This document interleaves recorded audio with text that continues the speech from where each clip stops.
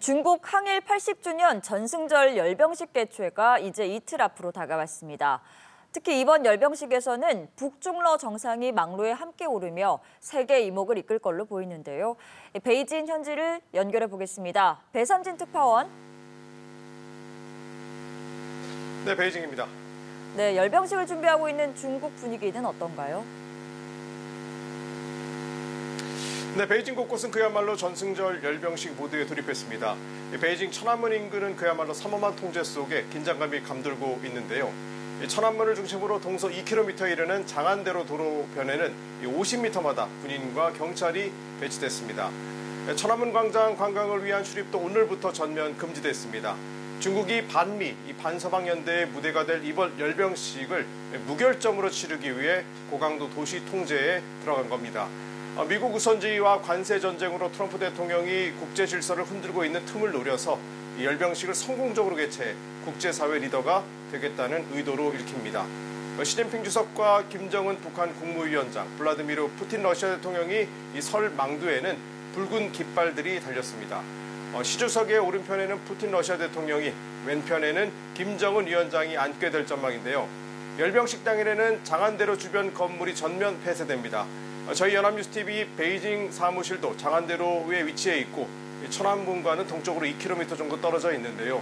저희 건물도 4층 이상 거주하는 인원의 경우 이동할 것을 명령받았습니다. 당연히 드론과 풍선 비행 금지 구역도 넓어졌습니다. 이번 열병식의 하이라이트는 인민해방군과 무장경찰 등 수만 명의 군부대 사열과 수백 대의 첨단 무기와 장비의 공개인데요. 군인들은 베이징 외곽과 주변에서 칼 같은 사열 연출을 위해 맹훈련을 벌이고 있습니다.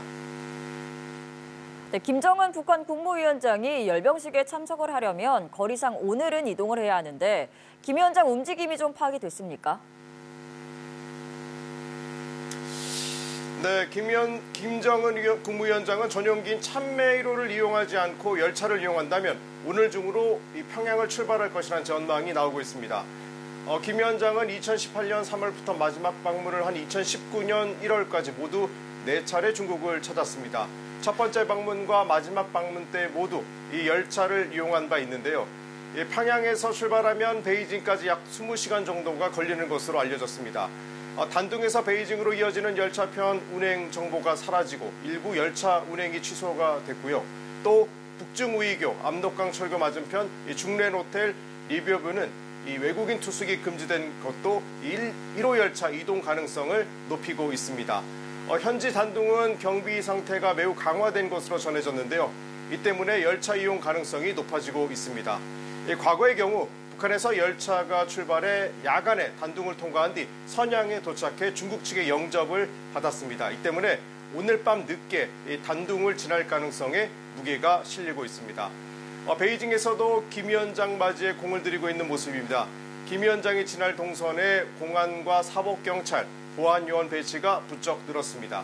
베이징역 주변 고가도로와 육교를 비롯해 베이징 주변 도로 역시 경비가 강화됐습니다. 또 중국 북한 대사관의 움직임도 분주한데요.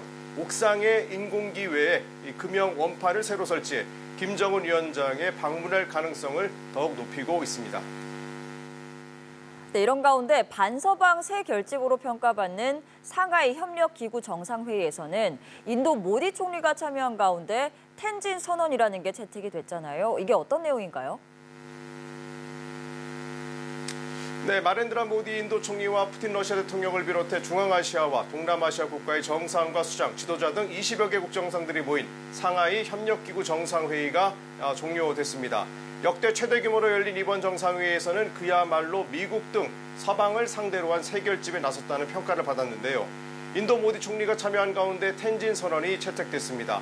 이 제한적 무역 조치 확산과 다자 무역 체계 지속을 위해 세계 무역기구 규칙에 위반한 제한 조치를 제거하자고 촉구했는데 미국에 대한 언급은 없지만 미국을 겨냥한 선언입니다. 시진핑 주석은 개막식 연설에서 제2차 세계대전에 대한 올바른 역사적 관점을 장려하고 냉전적 사고방식, 블록 대결 및 괴롭힘 관행에 반대해야 한다고 강조했습니다. 모디 총리와 에안도르 튀르키 대통령, 마드볼리 이집트 총리 등은 귀국하지만 20여 개 정상들은 이 베이징으로 향하게 되는데요. 푸틴 대통령 등 SCO 정상회의에 참석한 각국 정상과 지도자들은 오는 3일天安문 망루에 올라 다시 한번 이 반사망 세력 결집을 전 세계에 과시하게 됩니다.